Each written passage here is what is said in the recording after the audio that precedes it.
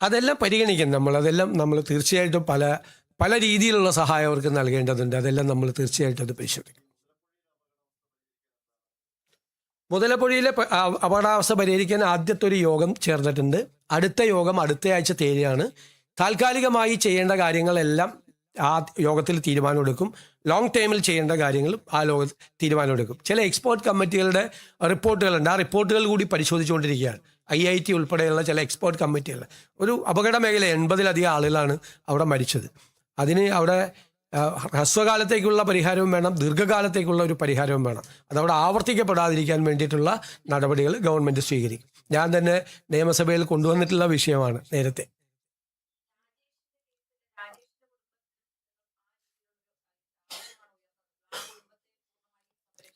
തീർച്ചയായിട്ടും പൂർണ്ണമായി ആ കുടുംബത്തെ സംരക്ഷിക്കും. അവരുടെ വീട് നിർമ്മിക്കാൻ ഞാൻ തന്നെ അതിൻ്റെ ചുമതല ഏറ്റെടുത്തിട്ടുണ്ട്. അതിൻ്റെ വീട് പൂർത്തിയാക്കി നല്ലൊരു വീട് നിർമ്മിക്കുന്നതിന് വേണ്ടിയിട്ടുള്ള കൊടുക്കും. ബാക്കിയുള്ള നഷ്ടപരിഹാരങ്ങളെല്ലാം കൊടുക്കും. നമുക്ക് ഏതെല്ലാം രീതിയിൽ ഈ കുടുംബങ്ങളെ സഹായിക്കാൻ പറ്റുമോ ആ രീതിയിലെല്ലാം ഗവൺമെൻറ് സഹായിക്കാൻ പറ്റും. എനിക്ക് തോന്നുന്നത് അടുത്ത ദിവസങ്ങൾക്കുള്ളിൽ തന്നെ ഇതിൻ്റെ തീരുമാനങ്ങളെല്ലാം എടുക്കാൻ പറ്റും. ആലോചിക്കും നമ്മൾ തീർച്ചയായിട്ടും.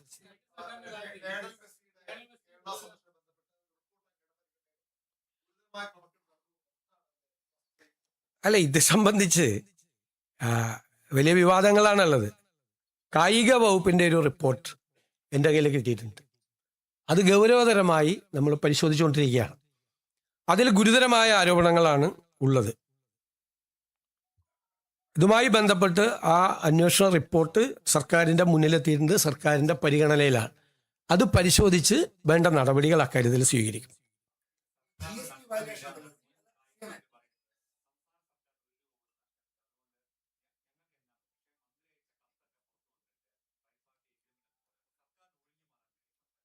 സർക്കാരിനെ ഒഴിഞ്ഞു മാറാൻ കാരണം സർക്കാർ ഇതിൻ്റെ ഭാഗമല്ലേ. കേരളത്തിൽ വന്ന് മെസ്സി കളിക്കും എന്ന് പറഞ്ഞ് ഇപ്പം ഇത് തന്നെ കൊടുത്തത് ഇവരുമായിട്ട് എഗ്രിമെൻ്റ്, അർജന്റീനൻ ഫുട്ബോൾ അസോസിയേഷനുമായിട്ട് എഗ്രിമെൻ്റ് വെക്കാൻ ഒരു സ്വകാര്യ സ്ഥാപനത്തിന് അനുമതി കൊടുത്തതിൻ്റെ പ്രൊസീജിയർ എന്തായിരുന്നു പ്രൊസീജിയർ?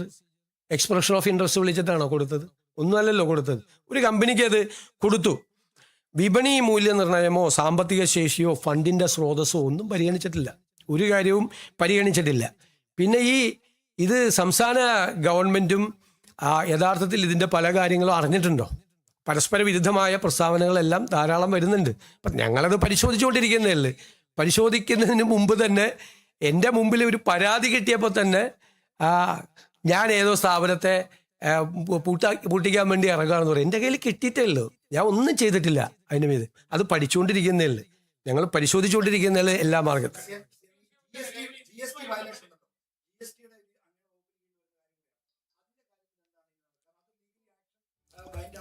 അത് പ്രഥമ റിപ്പോർട്ടുകൾ ഞങ്ങൾ ശേഖരിച്ചിട്ടുണ്ട്. അതനുസരിച്ച് ഗുരുതരമായ ക്രമക്കേട് അക്കാര്യത്തിലുണ്ട്. ഒന്നൊരു GST വെട്ടിപ്പ് നടന്നിട്ടുണ്ട്. 2 ആ വെട്ടിപ്പ് നടത്തിയത് കഴിഞ്ഞ ഗവൺമെൻറ്റിൻ്റെ കാലത്ത് തന്നെ കണ്ടുപിടിച്ച് നോട്ടീസ് കൊടുത്തിട്ടുണ്ട്. പക്ഷേ പിന്നീട് അതിൻ്റെ അകത്ത് അത് മരവിപ്പിക്കപ്പെട്ട പോലെ അന്വേഷണം മരവിക്കപ്പെട്ടതുപോലെയുള്ള ഒരു സ്ഥിതി പിന്നീടുള്ള 7 മാസം ഉണ്ടായിട്ടുണ്ട്. അതടക്കമുള്ള കാര്യങ്ങൾ പരിശോധിച്ചുകൊണ്ട് സർക്കാരിന് നഷ്ടപ്പെട്ട തുക ഈടാക്കുന്നതിന് വേണ്ടിയിട്ടുള്ള നടപടികൾ സ്വീകരിക്കും. അതിൻ്റെ ഉണ്ടായിരിക്കുന്ന അനാസ്ഥയെക്കുറിച്ചുള്ള അന്വേഷണം നടത്തും. അത് ധനകാര്യ വകുപ്പ് നടത്തും.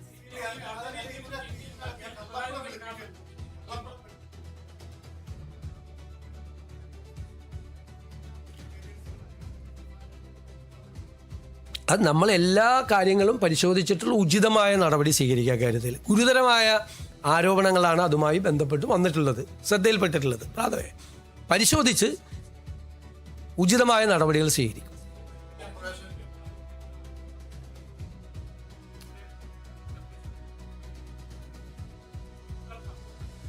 അന്വേഷണ പരിധിയിലെല്ലാം പെടുമല്ലോ. അന്വേഷണം നടത്തുമ്പോൾ എല്ലാം പെടുമല്ലോ, എല്ലാം പെടും.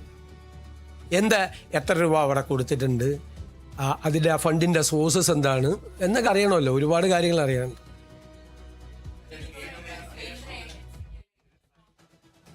അല്ല, ഞങ്ങൾ പ്രാഥമികമായി സംസ്ഥാന ഗവൺമെൻറ് അന്വേഷിച്ച് അത് കേന്ദ്ര ഏജൻസികൾ അന്വേഷിക്കേണ്ട ആവശ്യമുണ്ട് എന്ന് നമുക്ക് തോന്നുമ്പോഴാണല്ലോ നമ്മൾ അങ്ങോട്ട് റെഫർ ചെയ്യണത്. പ്രാഥമികമായ പരിശോധനകൾ പൂർത്തിയാക്കിയിട്ടാണ് ഏത് തരത്തിലുള്ള അന്വേഷണം വേണമെന്ന് തീരുമാനിക്കുന്നത്. അത് ഈ പറയുന്നത് പോലെ FCRI ആക്ടിൻ്റെ വയലേഷനോ അങ്ങനെ എന്തെങ്കിലും സംഭവങ്ങൾ ഉണ്ടെങ്കിൽ അപ്പോൾ ആലോചിക്കും. ഇപ്പോൾ നമ്മൾ ഇത് പരിശോധിച്ചുകൊണ്ടാണ്. അപ്പോൾ ഉചിതമായ ഒരു അന്വേഷണം വേണം എന്നുള്ളൊരു അഭിപ്രായത്തിലേക്കാണ് എത്തുന്നത്. അത് ഏത് തരത്തിലുള്ള അന്വേഷണം വേണമെന്ന് അടുത്ത ദിവസങ്ങൾ പ്രഖ്യാപിക്കും.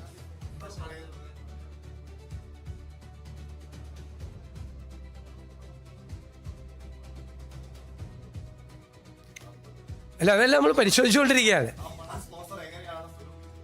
അല്ല, താങ്കൾ ഈ പറയുന്ന കാര്യങ്ങളെല്ലാം സർക്കാരിൻ്റെ അന്വേഷണ പരിധിയിലാണ്. നമ്മൾ അന്വേഷണത്തിന് നമ്മൾ ഏതെല്ലാം കാര്യങ്ങൾ അന്വേഷിക്കണമെന്ന് അന്വേഷണ ഏജൻസിയെ ഏൽപ്പിക്കുമ്പോൾ കൊടുക്കേണ്ട ടേംസ് ഓഫ് റെഫറൻസാണ് അങ്ങ് ഇവിടെ സൂചിപ്പിച്ച കാര്യങ്ങളെല്ലാം വരും അതിൻ്റെ അകത്ത്. അതെല്ലാം വരുമല്ലോ, സ്വാഭാവികമായിട്ട് വരുമല്ലോ, എല്ലാം വരും. സ്റ്റേറ്റ് ഗവൺമെൻറ്റിൻ്റെ റോൾ എന്തായിരുന്നു? സ്റ്റേറ്റ് ഗവൺമെൻറ്റിന് എന്ത് റോളായിരുന്നു ഇക്കാര്യത്തിൽ ഉണ്ടായിരുന്നത്? സ്റ്റേറ്റ് ഗവൺമെൻറ് സ്റ്റേറ്റിൻ്റെ താല്പര്യങ്ങൾ ഇവിടെ പ്രൊട്ടക്റ്റ് ചെയ്തോ? ഈ പറയുന്ന ഏജൻസി ഈ കാര്യത്തിൽ ഏതെങ്കിലും തരത്തിലൊരു മുതലെടുപ്പ് നടത്തിയോ? തുടങ്ങിയുള്ള കാര്യങ്ങളെല്ലാം അന്വേഷണ പരിധിയിൽ വരും, അന്വേഷണ കാര്യങ്ങൾ വരും.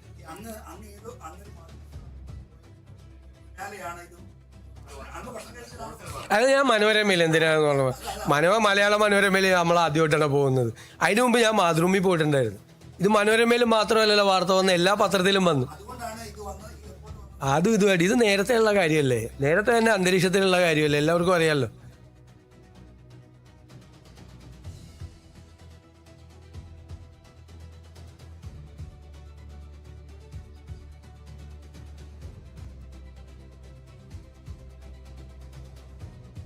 അല്ല, ഞാനത് ആ പരാതി ശ്രദ്ധയിൽപ്പെട്ട് അത് തീർച്ചയായിട്ടും അന്വേഷിക്കപ്പെടേണ്ട കാര്യമാണെങ്കിൽ അന്വേഷിക്കപ്പെടും, സംശയമില്ല. അല്ല, എൻ്റെ മുമ്പിലൊന്നും പരാതി വന്നില്ല, പത്രത്തിൽ വന്നില്ല. അത് നമ്മുടെ ജോലിയല്ലല്ലോ. നമ്മുടെ പരിധിയിൽ വരുന്ന കാര്യമാണെങ്കിൽ മാത്രമേ ഉള്ളൂ. നമ്മുടെ പരിധിയിൽ വരുന്ന കാര്യമാണെങ്കിൽ മാത്രമല്ലേ നമ്മൾ അന്വേഷിക്കും.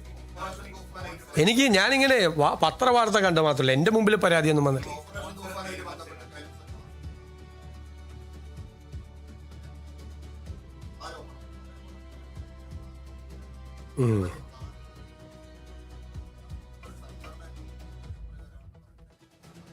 തീർച്ചയായിട്ടും പറയാനുണ്ട്, കുറേ കാര്യങ്ങൾ പറയാനുണ്ട്.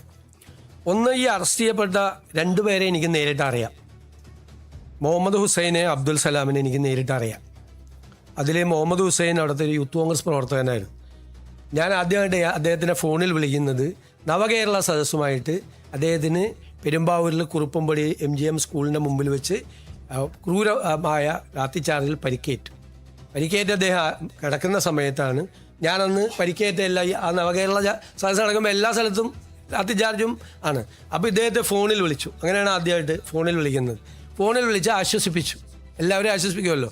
ഫോണിൽ വിളിച്ച് തല്ലുകൊണ്ട ആളുകളൊക്കെ ഇയാൾക്ക് നല്ല പരിക്കേറ്റിരുന്നു, ആശ്വസിപ്പിച്ചു. അപ്പോൾ ഞാൻ ആശ്വസിപ്പിച്ച കൂട്ടത്തിൽ എപ്പോഴെങ്കിലും ഞാനൊന്ന് വീട്ടിൽ വരാം എന്ന് പറഞ്ഞു. സാധാരണ പറയാറുണ്ട്, പറ്റാവുന്ന സ്ഥലത്ത് പോകാറുണ്ട്.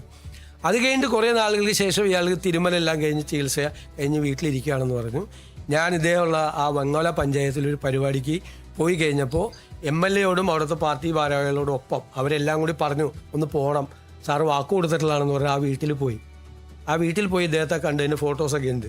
അതിനുശേഷം ഇയാൾ എന്നെ 3-4 പ്രാവശ്യം പല സ്ഥലത്ത് വെച്ച് കാണാൻ വന്നിട്ടുണ്ട്. അപ്പോഴെല്ലാം നമ്മളൊരു പോലീസ് മർദ്ദനത്തിൽ പരിക്കേറ്റ ഒരാളെന്നുള്ള നിലയിലുള്ള ഒരു താല്പര്യം കാണിച്ചിട്ടുണ്ട് അയാളോട്. അങ്ങനെയല്ലേ, അടികൊണ്ട് വന്ന പിള്ളേർ വരുമ്പോൾ നമ്മളൊന്ന് ചേർത്ത് നിർത്തും, തീർച്ചയായിട്ടും അത് നിർത്തിയിട്ടുണ്ട്.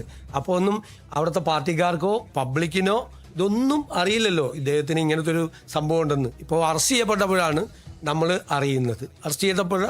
നമ്മൾ അറിയുന്നത്, അല്ലാതെ ആർക്കും അതറിയില്ല. അത് എൻ്റെ സോഷ്യൽ മീഡിയ ടീമിലൊന്നുമില്ല. എനിക്ക് പ്രതിപക്ഷ നേതാവായിരിക്കുമ്പോഴും സോഷ്യൽ മീഡിയ ടീമില്ല, ഇപ്പോഴും സോഷ്യൽ മീഡിയ ടീമില്ല. ഞാനൊരു കോർഡിനേറ്ററെ ഒന്നും ഒരു സ്ഥലത്തും വെച്ചിട്ടില്ല. അതൊക്കെ ഓരോ ഇതിൻ്റെ അംഗമായിട്ട് ചേരുന്നതിന് ഇപ്പം നമുക്ക് എന്ത് ചെയ്യാൻ പറ്റും. പിന്നെ രണ്ടാമത്തെ കാര്യം, മെറ്റ എന്ന് പറയണം, ഭയങ്കര സംഭവം. ഞാനൊരു ഭയങ്കര സംഭവം എന്ന് എനിക്ക് തോന്നുന്നത് വാർത്തയൊക്കെ വായിച്ചിട്ട്.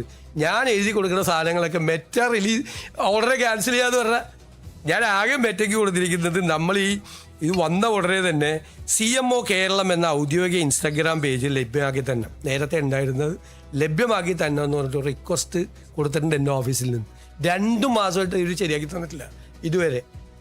ഞാൻ പറഞ്ഞിട്ടാണ് എൻ്റെ സാധനം മുഴുവൻ ഞാൻ പറഞ്ഞിട്ട് മുഴുവൻ മെറ്റ റിലീസ് ചെയ്യണം പറഞ്ഞത്. നിങ്ങളൊക്കെ അതിങ്ങനെ വാർത്ത കൊടുക്കുക എന്നല്ലേ, നിങ്ങളൊന്ന് ആലോചിച്ചു. ഞാൻ പറഞ്ഞു കഴിഞ്ഞാൽ മെറ്റ റിലീസ് എൻ്റെ പോയിട്ടുണ്ട് 3 ഇത് ഒരുപാടെണ്ണം പോയിട്ടുണ്ട്. അതായത് ഈ ദൃശ്യമാധ്യമങ്ങളുടെ ഓൺലൈൻ ആളുകൾ വെച്ച കാര്യം. ഒന്ന്, ഞാൻ ഈ മത്സ്യത്തൊഴിലാളി മേഖലയിലുണ്ടായ വിഷയങ്ങളിൽ ഇടപെട്ടതിനെ അഭിനന്ദിച്ചുകൊണ്ട് തിരുവനന്തപുരം ആർച്ച് ബിഷപ്പ് കൊല്ലം രൂപതയുടെ 700-ാം വാർഷികത്തിൽ നടത്തിയ പ്രസംഗം പല നിങ്ങളുടെ ഓൺലൈൻ ചാനലുകളിലും വെച്ചു. അത് റിമൂവ് ചെയ്തു. അത് എന്നെ അഭിനന്ദിച്ചുകൊണ്ടായിരുന്നു. എൻ്റെ ഇടപെടലുകളും എൻ്റെ വിശ്വാസമുണ്ട് വളരെ ഇതാണെന്ന് പറഞ്ഞ് അദ്ദേഹം നടത്തിയൊരു പ്രസംഗം. ആ പ്രസംഗം ഓൺലൈൻ ചാനലുകളിൽ കൊടുത്തത് റിമൂവ് ചെയ്തിട്ടുണ്ട്. ഞാൻ ഷിബു ബേബി ജോണും ഞാനും തമ്മിൽ ഒരുമിച്ച് ഗൗതം കൃഷ്ണയുടെ വീട്ടിൽ പോയത്, അത് ചില ചാനൽ കൊടുത്തത് അത് റിമൂവ് ചെയ്തിട്ടുണ്ട്.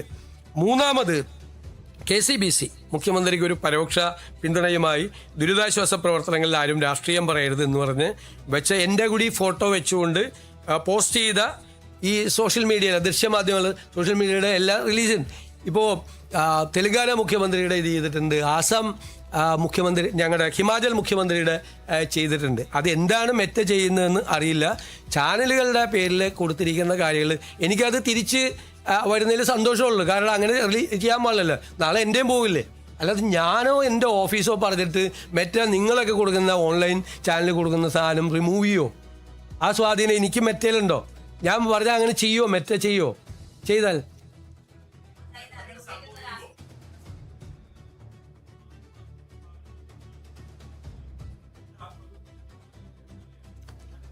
അതിന് നമുക്ക് ഇടപെടണം. നിങ്ങളും ഇടപെടണം. നിങ്ങൾ അതിൻ്റെ അകത്ത് പരാതികൾ കൊടുക്കണം. അതിൻ്റെ കൂടെ സർക്കാർ നിൽക്കും. ഒരു സംശയം കാര്യത്തിലില്ല.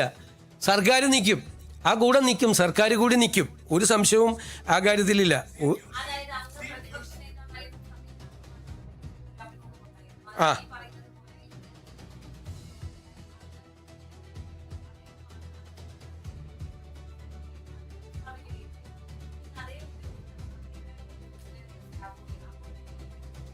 അല്ല, പ്രതിപക്ഷ നേതാവായിരുന്ന ഞാൻ മനോരമ ന്യൂസിലെ കൊടുത്ത ഒരു പോസ്റ്റ് പോലീസിനെ ഉപയോഗിച്ചിട്ടാണ് അന്ന് റിമൂവ് ചെയ്ത്.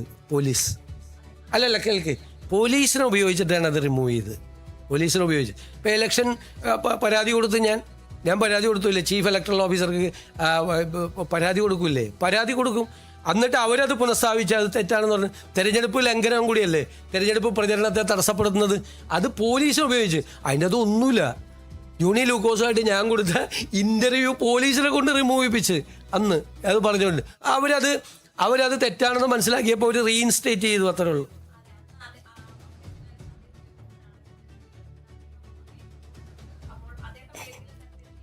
രക്തം കേൾക്കറൊന്നും മെറ്റയായിട്ടൊന്നും ഇപ്പോൾ അത് ഒരു സ്ഥലത്തും സംസാരിച്ചിട്ടില്ല.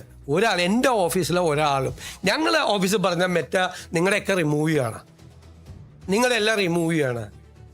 ഞാൻ പറയില്ല, എനിക്ക് അനുകൂലമായിട്ടുള്ള കാര്യം പ്ലീസ് ഞാൻ പറയുമല്ലേ മറുപടി, പ്ലീസ് ഞാൻ പറയുമല്ലേ, അങ്ങ് ചോദിച്ചതിന് ഞാൻ മറുപടി പറയല്ലേ. എൻ്റെ അടക്കമുള്ള എല്ലാം റിമൂവ് ചെയ്യാണ് മുഖ്യമന്ത്രിമാരുടെ പലരും. അത് എന്താണ് മെറ്റയുടെ എന്തെങ്കിലും പോളിസിയിലുണ്ടായിരിക്കുന്ന ചേഞ്ചാണോ എന്താണെന്ന് വ്യക്തമല്ല. അത് തിരിച്ചു വയ്ക്കാൻ വേണ്ടിയിട്ട് നിങ്ങളുടെ ചാനലുകളിൽ നിന്ന് ഓൺലൈൻ മീഡിയയിൽ നിന്ന് റിമൂവ് ചെയ്തിട്ടുണ്ടെങ്കിൽ തിരിച്ചു കൊണ്ടുവരാൻ വേണ്ടിയിട്ടുള്ള ശ്രമങ്ങൾ നിങ്ങൾ നടത്തണം. അതിൻ്റെ കൂടെ സർക്കാരുണ്ടാവും. സർക്കാർ വേണമെങ്കിൽ കത്തെഴുതാം. ഞാൻ വേണമെങ്കിൽ കത്തെഴുതാം മെറ്റയ്ക്ക്, കാരണം എന്നെ വിമർശിച്ച് കൊണ്ട് വരുന്ന പോസ്റ്റ് ഒന്നും റിമൂവ് ചെയ്യരുത് എന്ന് പറഞ്ഞുകൊണ്ട് ഞാൻ കത്തെഴുതാം. ഞാൻ റെഡിയാണ്. നിങ്ങൾ ആർക്കെങ്കിലും ആരെങ്കിലും മെറ്റ കൊണ്ടിട്ട് ഒരു 10 പോസ്റ്റ് റിമൂവ് ചെയ്തിട്ട് നമുക്ക് അങ്ങനെ കേരളത്തിലെ മാധ്യമങ്ങളുടെയും സോഷ്യൽ മീഡിയയുടെയും വായി മൂടി കിട്ടാൻ പറ്റുമെന്ന് വിശ്വസിക്കുന്നൊരു മൂഢനാണോ ഞാൻ? നിങ്ങളെന്താ? അല്ല, അത് അങ്ങനെയല്ലേ അവർ പറയുള്ളൂ. കാരണം പോലീസിനെ ഉപയോഗിച്ച് ഞാൻ ജോണി ലൂക്കോസിന് കൊടുത്ത ഇൻ്റർവ്യൂ നിങ്ങൾ നോക്കുക, അതിൻ്റെ അകത്ത് വല്ലതും ഉണ്ടാകുന്നു. റിമൂവ് ചെയ്യിപ്പിച്ച ആളുകളാണ് ഈ പറയുന്നത്. റിമൂവ് ചെയ്യിപ്പിച്ച ആളുകളാണ് പ്രതിപക്ഷ നേതാവിൻ്റെ റിമൂവ് ചെയ്യിപ്പിച്ച ആളുകളാണ് ഈ പറയുന്നത്. എൻ്റെ ഇൻ്റർവ്യൂ അത് അവരെന്തൊക്കെ പറയാം.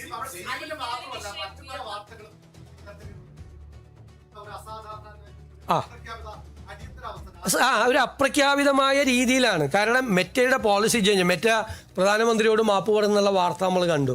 അതിനുശേഷമാണ് ഇത് ത്രൂ ഔട്ട് ഇന്ത്യയിലുണ്ട്, കേരളത്തിൽ മാത്രമല്ല. അതുകൊണ്ടാണ് ഞാൻ തെലങ്കാനയിലെ കാര്യം പറഞ്ഞത്, ഹിമാചൽ മുഖ്യമന്ത്രിയുടെ പറഞ്ഞത്. ഇങ്ങനെ പല സംസ്ഥാനങ്ങളിലും ഇതുമായിട്ട് ബന്ധപ്പെട്ട റിപ്പോർട്ടുകൾ വരുന്നുണ്ട്. നിങ്ങളിത് റിമൂവ് ചെയ്യപ്പെട്ട സ്ഥാപനങ്ങൾ അവർക്ക് പരാതിയാക്കി നമ്മളും പറയാം, നമ്മൾ അതിൻ്റെ കൂടെ നിൽക്കുക, സർക്കാർ അതിൻ്റെ കൂടെ നിൽക്കുക. നിങ്ങളിപ്പോൾ എനിക്കെതിരെ ഇട്ടിരിക്കുന്ന സംഭവങ്ങൾ പോലും പുനഃസ്ഥാപിക്കണമെന്ന് ഞാൻ ആവശ്യപ്പെടാം, എനിക്കൊരു ബുദ്ധിമുട്ടുമില്ല. അത് വന്നാൽ അല്ലെങ്കിലും പറയണല്ലേ. അല്ലല്ല, പോലീസ് ഇതുമായിട്ട് യാതൊരു അല്ല അത് അവർ ചെയ്യുന്നതല്ല, അവിടെ നിന്ന് ചെയ്യുന്നതല്ല, അവരോടാണ് നമ്മൾ ആവശ്യപ്പെടുന്നത്. അവരാണ് ഇതിൻ്റെ അതോറിറ്റി, അവർക്ക് മാത്രമേ ഇത് റിമൂവ് ചെയ്യാൻ പറ്റുള്ളൂ. ഉറപ്പാണ്, അതല്ലേ സർക്കാർ ഇടപെടാമെന്നല്ലേ ഞാൻ പറഞ്ഞത്. നിങ്ങൾ കൂടി വേണം, നിങ്ങൾ നീക്കം ചെയ്ത ആളുകൾ പരാതി കൊടുക്കണം. കാരണം നിങ്ങളാണ് അഗ്രീവ്ഡ് പാർട്ടി, ഇത് നീക്കം ചെയ്ത സ്ഥാപനങ്ങളാണ്. അവർ പരാതി കൊടുക്കണം, അവർ പരാതി കൊടുത്താലേ നിലനിൽക്കുകയുള്ളൂ. നമ്മൾ അതിന് പിന്തുണ കൊടുക്കുക. എൻ്റെ ഇടയ്ക്ക് എന്നെ വിമർശിച്ചുകൊണ്ടിട്ടിരിക്കുന്ന പോസ്റ്റുകളടക്കം തിരിച്ചിടണം എന്ന് പറഞ്ഞിട്ട് നമ്മൾ കത്ത് കൊടുക്കുക, ഒരു പ്രശ്നമില്ല.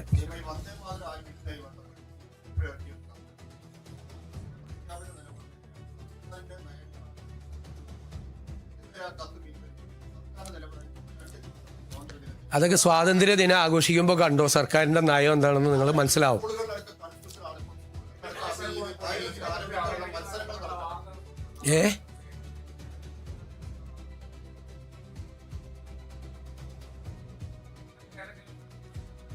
അല്ല, വ്യാപകമായ ശ്രമം ചില ഭാഗങ്ങളിൽ നടക്കുന്നുണ്ട്. ഞങ്ങളത് അന്വേഷിച്ചുകൊണ്ടിരിക്കുകയാണ്. ശക്തമായ നടപടികൾ ആ കാര്യത്തിൽ സ്വീകരിക്കും.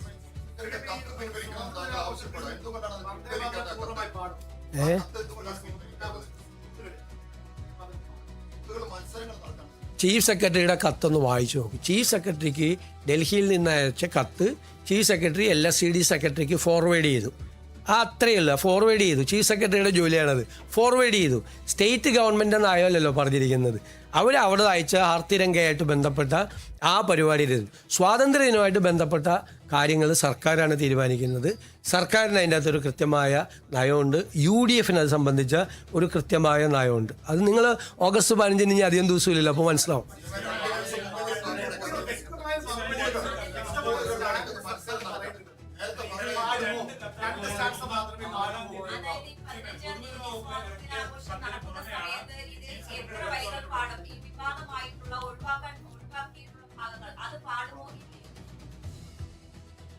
എല്ലാവരും ചോദിക്കാൻ എൻ്റെ അവസാനം പറയാം.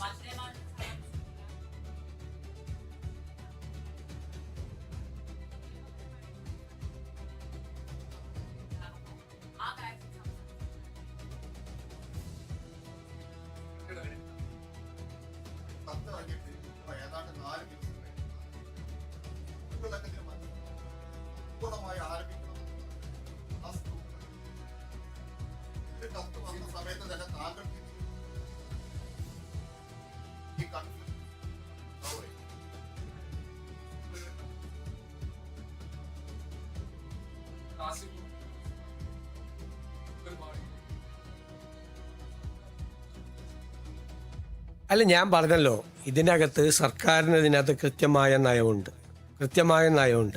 അത് ഓഗസ്റ്റ് 15 അത് വളരെ വ്യക്തമാവും സർക്കാരിൻ്റെ നയം എന്താണ് ഇക്കാര്യത്തിലെന്ന്. പിന്നെ നിയമം പാസ്സാക്കിയിട്ടുണ്ട്. നിയമം പാസ്സാക്കി പ്രസിഡന്റ് ഒപ്പുവെച്ച് അത് നോട്ടിഫിക്കേഷനായിട്ട് വന്നിട്ടുണ്ട്.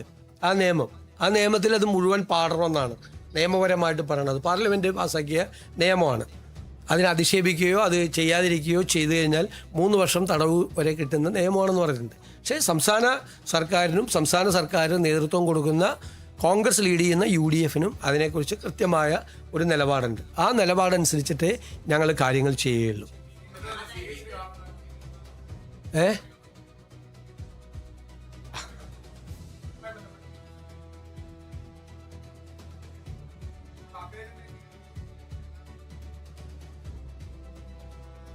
അത് വിശദമായി അന്വേഷിക്കുക. കാര്യത്തെക്കുറിച്ച് വിശദമായി അന്വേഷിക്കും. വളരെ ഗൗരവതരമായ പരാതിയാണ് അത് സംബന്ധിച്ച് അത് കിട്ടിയിരിക്കുന്നത്. ഗൗരവത്തോടുകൂടി അന്വേഷിക്കുക.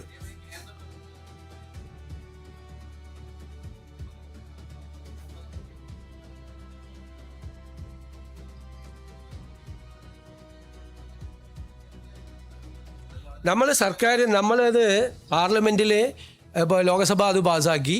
നമ്മൾ അതിശക്തമായ പ്രതിഷേധം രേഖപ്പെടുത്തി. രാജ്യസഭയിൽ വരും പ്രതിഷേധിക്കും.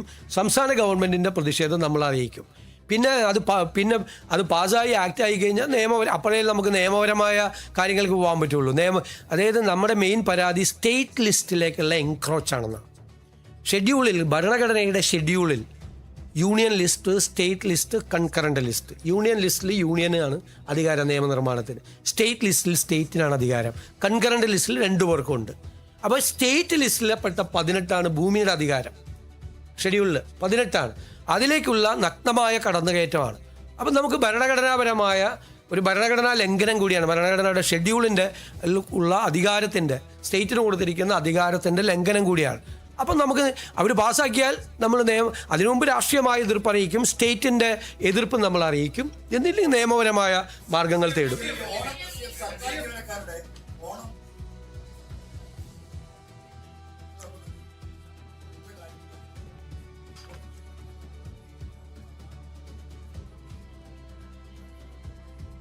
അല്ല, നമ്മളത് പരിശോധിച്ചുകൊണ്ടിരിക്കുകയാണ്. നമ്മൾ സംസ്ഥാനത്തെ ജീവനക്കാർക്ക് സാധാരണഗതിയിൽ കൊടുക്കുന്ന എല്ലാ ആനുകൂല്യങ്ങളും കൊടുക്കും, ഒരു കുറവും വരുത്തില്ല.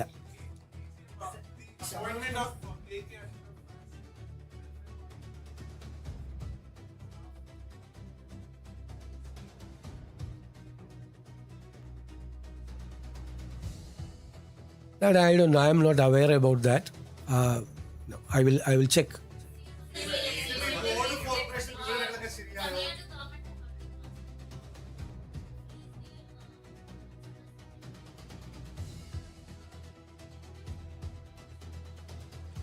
For what? Delimitation, we have a stand. Congress and India Front have taken a stand. That is the same stand we have, political stand.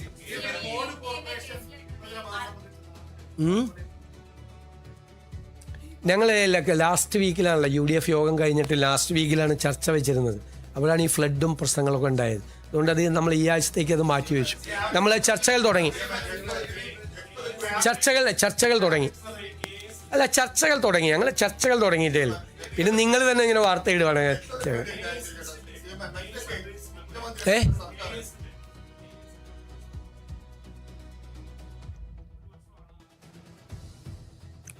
അത് ഗവൺമെൻറ് പരിശോധിച്ചുകൊണ്ടിരിക്കുകയാണ്. വേക്കൻസി ഇല്ലാതെയാണ് അത് ചെയ്തത്. ഇപ്പം ഞാൻ ഒരു കാര്യം പറഞ്ഞിട്ടെ, ഇപ്പോൾ സമരം നടക്കുന്നുണ്ടല്ലോ, LPST മറ്റേ UPSC സമരം, അവരിപ്പോൾ തൽക്കാലത്തേക്കൊന്ന് നിർത്തിവെച്ചതാണ്. അതിൻ്റെ സ്ഥിതി നിങ്ങൾക്കറിയോ? അതായത് 500 വേക്കൻസി ഉള്ള സമയത്താണ് ഈ PSC ഇത് ചെയ്യുന്നത്. PSC പരീക്ഷ നടത്തി ഇത് ചെയ്യുന്നത്. 15,000 പേരുടെ ലിസ്റ്റാണ് ഉണ്ടാക്കിയിരിക്കുന്നത്. 500 വേക്കൻസിയുടെ സ്ഥിതി എന്താണെന്നറിയോ? അപ്പോൾ ഈ 500 വേക്കൻസി റിപ്പോർട്ട് ചെയ്യുമ്പോൾ തന്നെ ഡിവിഷൻ ഫോൾ 1131 ഉണ്ട്. അതായത് ഡിവിഷൻ ഫോളിലൂടെ ജോലി നഷ്ടപ്പെടുന്ന അധ്യാപകരുടെ എണ്ണം അപ്പോൾ 1131. 1131 വരെ നമ്മൾ പ്രൊട്ടക്റ്റ് ചെയ്യണം, വേക്കൻസി ഇല്ലാത്ത. അപ്പോഴാണ് 500 അപ്പോൾ 500 വേക്കൻസി എന്ന് പറയുന്നത് യഥാർത്ഥത്തിൽ 631 പോലും ഇല്ല. മനസ്സിലായില്ലേ? അതായത് ഈ 1131 വരെ നമ്മൾ പ്രൊട്ടക്റ്റ് ചെയ്യേണ്ട ഡിവിഷൻ ഫോൾ ഉള്ളപ്പോൾ വേക്കൻസി ഇല്ല. ശരിക്കും വേക്കൻസി ഇല്ല. കാരണം ഈ 500 കഴിഞ്ഞാലും വീണ്ടും 631 വരെ കൂടി പ്രൊട്ടക്റ്റ് ചെയ്യണം. നിലവിലുള്ള 500 വേക്കൻസി പിന്നെ 631 വരെ കൂടി പ്രൊട്ടക്റ്റ് ചെയ്യണം. ആ സമയത്താണ് വീണ്ടും പരീക്ഷ നടത്തിയിട്ട് 15,000 പേരുടെ ലിസ്റ്റ് ഉണ്ടാക്കിയിരിക്കുന്നത്. അല്ല, അങ്ങനെ പരീക്ഷ നടത്തുന്നത് തന്നെ ശരിയാണോ? ഇല്ലാത്ത വേക്കൻസിയിൽ പരീക്ഷ നടത്താമോ? ഇല്ലാത്ത വേക്കൻസിയിലാണ് ആ പരീക്ഷ നടത്തിയത്. ഇല്ലാത്ത വേക്കൻസിയിൽ പരീക്ഷ നടത്തി. ഇപ്പം ഈ ഗവൺമെൻറ്റാണ് ഇതിൻ്റെ തലയിലായി അത് ഇല്ലേ, നമ്മുടെ മുമ്പിലായി. അപ്പം നേരത്തെ 1:40 ആയിരുന്നു റേഷ്യോ, സ്റ്റുഡൻറ്റ് ടീച്ചർ റേഷ്യോ. പല കാലങ്ങളായിട്ട് അത് കുറച്ചു കൊണ്ടുവന്നു. 1:35 ആയി, 1:30 ആയി.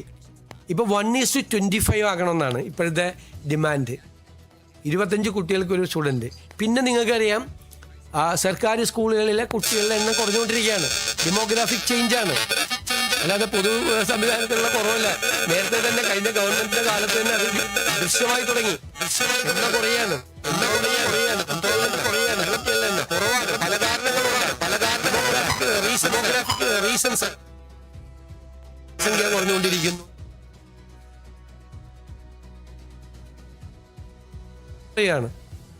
കുട്ടികളുടെ